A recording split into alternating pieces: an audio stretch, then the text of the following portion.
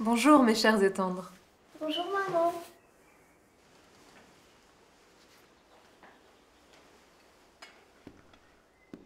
As-tu fini de lire le livre que tu devais lire pour la leçon de français aujourd'hui? Oui, j'ai beaucoup aimé. Et d'ailleurs, je pensais commencer à lire le livre pour le salon de thé de jeudi. Ce sont des livres d'adultes, Victoire. Je ne sais si cela serait approprié pour une jeune fille de ton âge. Laissez-moi au moins consulter la couverture. Va, il se trouve sur le secrétaire.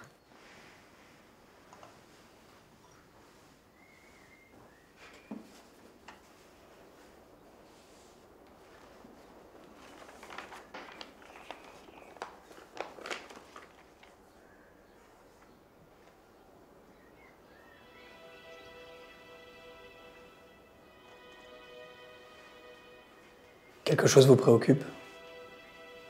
C'est une lettre de mon éditeur. Mon livre a été déclaré amoral. Il va être interdit.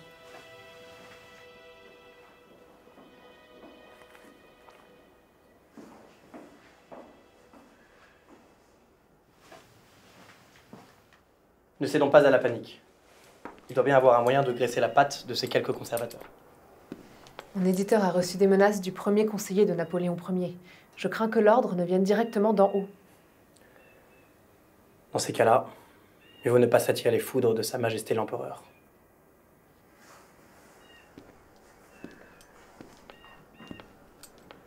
Nous savions que cela arriverait. Vos livres sont bien trop iconoclastes pour la société.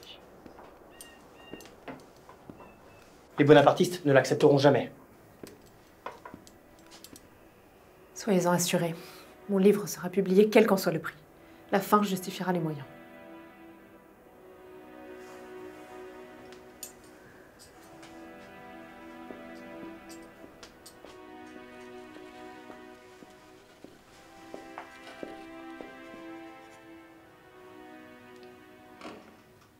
Madame d'Aurillac, je vous attendais. Si vous saviez comme je suis attristé de ce fâcheux incident. Pourquoi avoir consenti à me publier, monsieur, si mon livre se révélait trop tendancieux?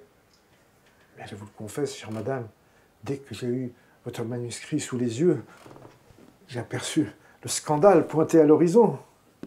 Mais, en opportuniste, je me suis dit que nous avions là une possibilité d'augmenter notre chiffre d'affaires et par là même notre statut social. Le premier conseiller... Le comte de Brabancourt. C'est ça même. Ce vautour m'envoie missive sur missive. Il menace de me jeter en prison si je continue à publier votre livre. Alors, dans ces conditions-là, chère madame, vous m'envoyez désolé. Mais nous allons mettre un terme à notre collaboration. Je vois. Et comment pourrions-nous mettre fin à cette situation fort embarrassante? L'appui d'un ami haut placé serait une ressource à exploiter. Accordez-moi une faveur, Fernand. Ce que vous voudrez, madame. Un peu de temps.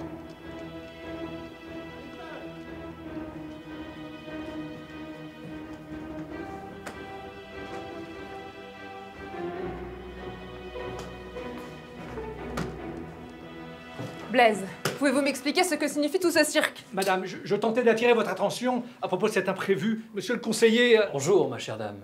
Je me présente, comte de Brabancourt. Épargnez-moi votre fin de courtoisie, monsieur. Je sais pertinemment qui vous êtes. Très bien. Si vous le prenez ainsi, nous irons droit au but. Que cherchez-vous en mettant à sac ma maison? L'ouvrage original, le dernier publié. Où se trouve-t-il? Je ne réponds pas à la menace exercée par les hommes de pouvoir. Vous devriez le savoir, vous qui avez lu mon livre. Remettez-le nous en main propre, ou nous serons obligés d'employer la force. Quel choix s'offre à moi, concrètement? Nous pouvons vous proposer un marché. Renoncer à la publication de vos livres. Ou bien vous forcer à laisser votre famille ici et vous exiler en un lieu qui, ma foi, tolère la décadence. Et dans quel cas suis-je gagnante? Je vous laisse le temps de réfléchir.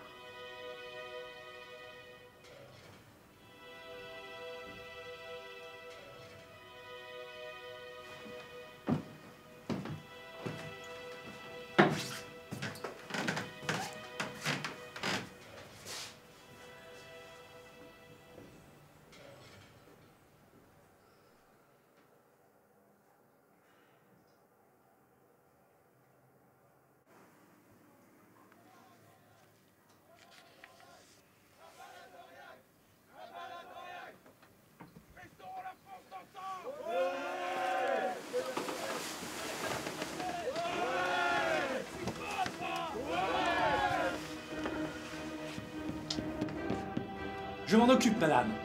Je vais apprendre à ces canailles comment se comporter devant une maison bourgeoise.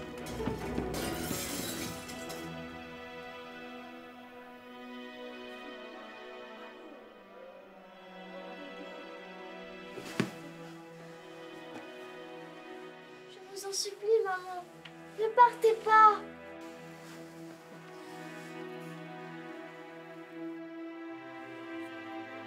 Quel choix me reste-t-il?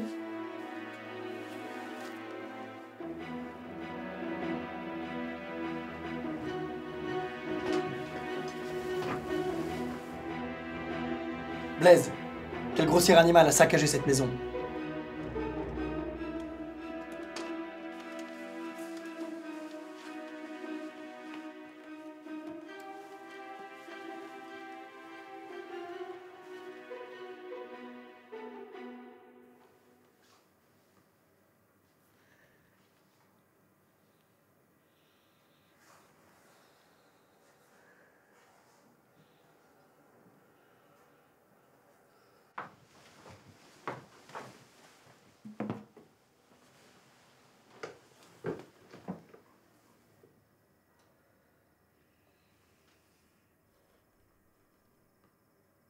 Ceci est la propriété de Suzanne, femme du duc de Paris. En espérant qu'il te plaise, mes amitiés, Suzanne.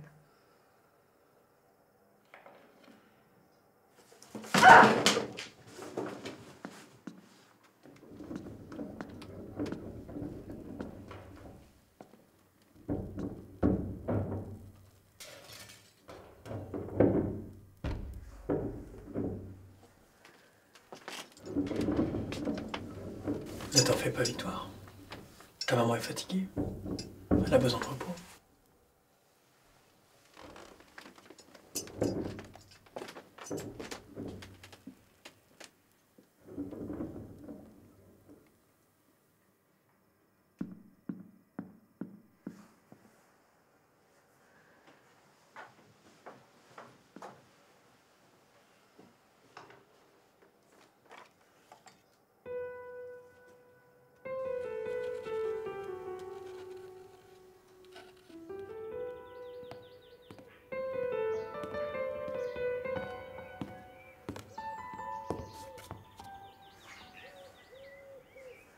Monsieur le comte, Madame d'Aurillac, vous êtes bien aimable de me faire le plaisir de votre visite 2 jours de suite. comme promis, je suis revenu pour connaître votre décision.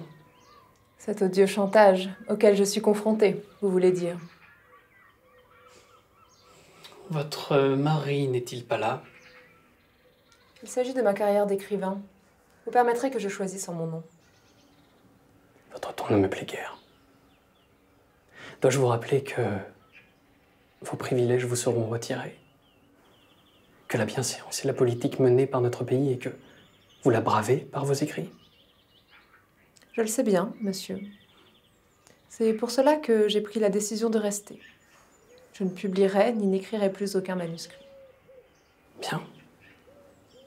Je suis ravi de constater que vous avez retrouvé la raison. Maintenant, Remettez-moi l'ouvrage original, je vous prie. Il ne se trouve plus dans cette maison. Il a été emporté avec le reste hier.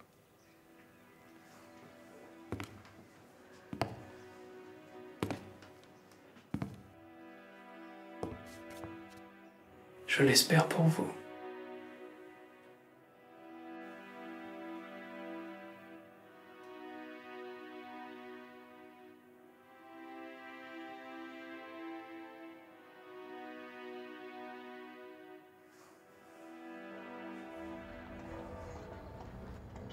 Tiens, ne serait-ce pas la Doriac, l'anarchiste qui se croit écrivain? Si vous avez raison, c'est bien elle. Vous savez, la censure est légitime quand il s'agit de réfréner ces femmes qui prennent la luxure en guise de proverbe. Ne vous inquiétez pas, mon cher. Elles finissent aux oubliettes avant même d'avoir été publiées.